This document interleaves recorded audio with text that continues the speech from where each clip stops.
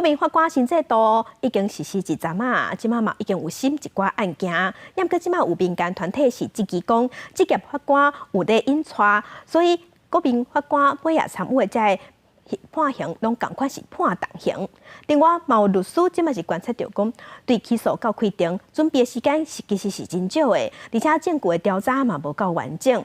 到底敢是安尼？咱来听有参与过国民法官的民众，因是安怎讲的？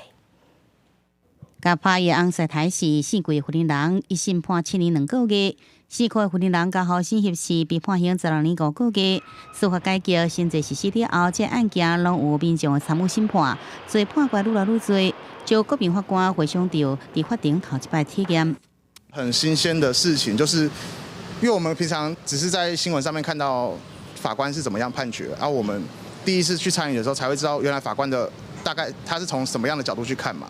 8审里新北地院一个家庭暴力太红赛国民法官讲，这场审判时是真难忘的经历。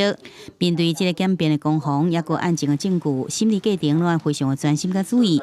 不过，伫关键的终局评议，是毋是有压力？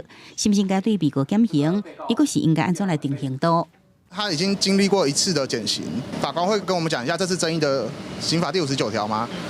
在第二次减刑的话，他的刑期大概会跟重伤害，或是强盗，或者是毒品。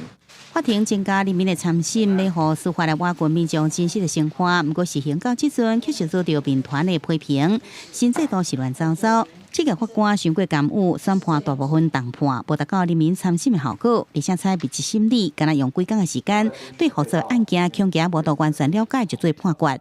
我们也看到重判的趋势了哈，多案件的这个似乎刑跟罪这两者之间不大相符啊。我觉得应该要回到前期的部分，应该是在起诉之后，给予辩护人准备案件的时间可以再适度的增加，让辩护人有足够的时间去了解说这个个案需要哪一些证据。由律师观察，国民法官案件对起诉到准备庭时间上紧迫，证据调查难以做到足，影响后续审理庭，演变明显资源无对等。而司法院是回应，依据国民法官实际体验，拢用自由来讲到意见，独立做出判决，这个法官无过度来影响判决。记者综合报道。